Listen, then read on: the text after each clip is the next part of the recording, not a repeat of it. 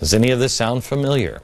This formula of infiltrating the system is always the same with Soros. It's the one he always uses. So I'm not asking you to believe me on conjecture. I'm asking you to learn the history of George Soros. His method is to create a shadow party, form a shadow government every time, and then you'll be one step closer to one world government and taking power. A shadow party is not a political party. It is at least not in a tangible sense. It works outside the normal electoral system. In 2000, Soros funded 1/3 of the shadow conventions. Do you even remember these? They were run by Arianna Huffington, the president's favorite source of news. And one of the lead organizers next to her was Jim Wallace, one of the guys who is campaigning against this program, surprise, surprise. The idea was to parallel the Democratic and Republican conventions, the shadow convention. Huffington said at the time, the message of the shadow conventions was, quote, not left or right, and the answers to these issues are not going to be found in the old ideas of the past. Clearly, the Great Society solution of top-down programs has failed. Top-down programs. Instead, the answers could be found in the raw power, quoting, of government appropriations. Wow.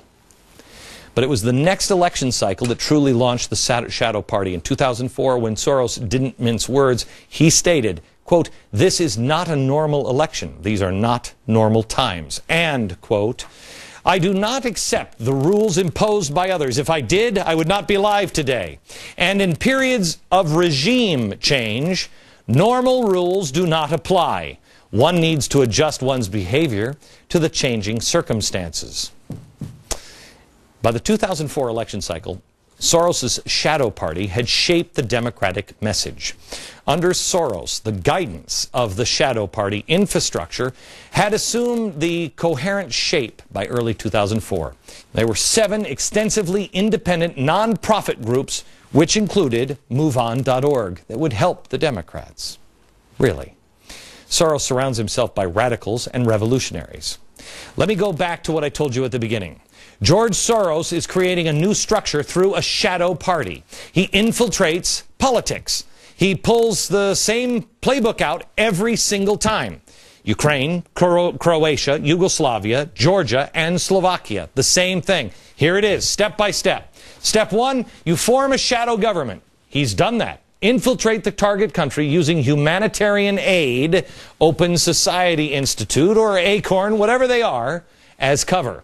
Step 2, you control the airwaves. Has he done that? Fund existing radio and television outlets or start your own outlets. We showed you this chalkboard yesterday. This is his media empire. NPR, free press, it's all here. Step 3, you destabilize the state. Would you make a case that this is being done? You cause a political or economic crisis, or you take advantage of an existing crisis.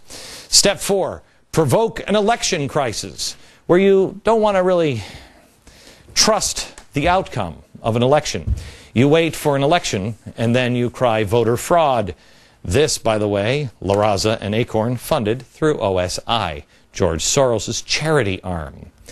Step 5, stage massive demonstrations, and you accuse opponents of voter fraud through radio and TV stations that you control. Soros has been laying the groundwork for change for the U.S. for decades, going through many of these steps one at a time, sometimes combined. Step 1, Soros has established his Open Society Institute in the U.S. Step 2, he's been trying to control the airwaves by funding media outlets and attacking Fox News, and they're doing it now with millions of dollars on this program and Fox. Step 3, Soros supports massive government spending, which will worsen our deficit crisis, destabilize the state. This is a man who lives above the law. This is a man who is not exactly humble. In fact, he fancies himself somewhat of a god. In his own words, next.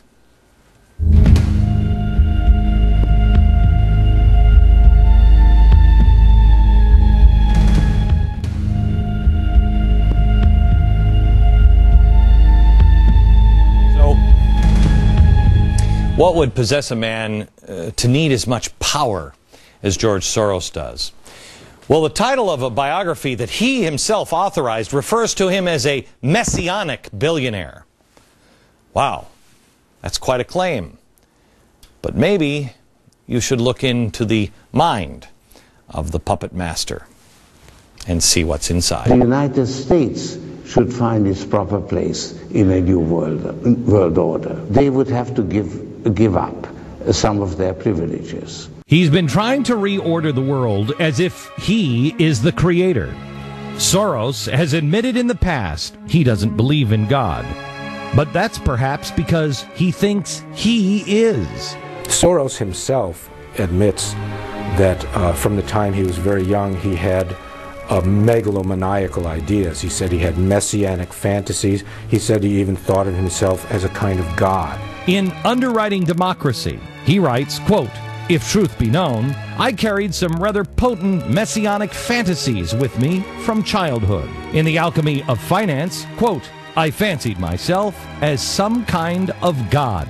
He's even said that now that I've made these things, these dreams into a reality, I feel more comfortable admitting to the magnitude of my ambitions. In Soros on Soros, quote, "I probably couldn't feel all of a piece if I weren't larger than life." To The New Yorker, God in the Old Testament has a number of attributes. Invisible. I was pretty invisible. Benevolent. I was pretty benevolent. All-seeing. I tried to be all-seeing. End quote. Soros goes further in that he has said that he wants to be the conscience of the world. He was quoted by his biographer, Kaufman. Yes, I did say that, and actually I stand by it. I think the world very much needs a conscience. I want my foundation network to be the conscience of the world.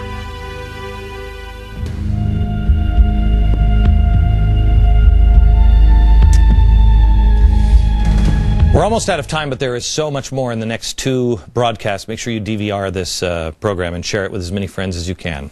There is a personal story in this that we need to share with you. A little over a month ago, George Soros, his right-hand man, reached out to one of the vice presidents, one of the executives on this television program. He requested a meeting in public between the two of them. The executive accepted Mr. Soros' invitation.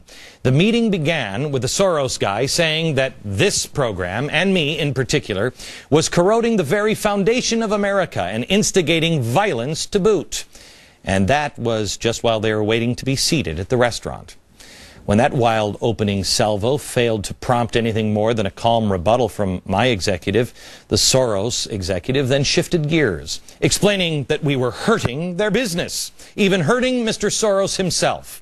Then he went on to talk about a vast right-wing conspiracy headed by this show or Fox News, targeting his boss because of his support for the Democratic candidates or maybe his position on legalizing drugs. I have no idea. But after my guy calmly rebutted the notion of any conspiracy, his guy, apparently out of bullets, said, "Then why? Why focus on George Soros if it's not that?" My executive explained to him that whenever you do a Google search on failing economies or collapsed currencies, the name George Soros keeps popping up, usually at number one. And because he steadfastly believes in one world government at the expense of the United States of America. I do not. The Soros guy dismissed his boss's role in collapsing the currencies, like the British sterling. He said it was overhyped, claiming they really didn't make that much off it, as people say.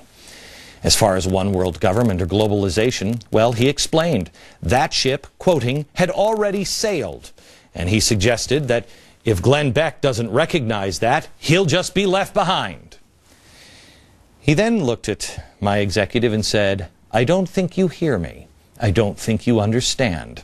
Glenn Beck is hurting Mr. Soros and his business." At this point, the Soros executive abruptly ended the meeting, but not before saying that he had a gift from Mr. Soros for me, something he wanted my executive to give to me. He reached into his briefcase and handed him this. It's a movie, a DVD, a 1957 movie, made by a communist, by the way, how appropriate, called A Face in the Crowd, starring Andy Griffith. I watched this when MSNBC started this rumor about 2 years ago that this is who I was. It was handed to him. He wanted to make sure that it was very clear that the story accurately represented of who they thought and who Mr. Soros thought I was personally. He said, make sure you share it with Mr. Beck.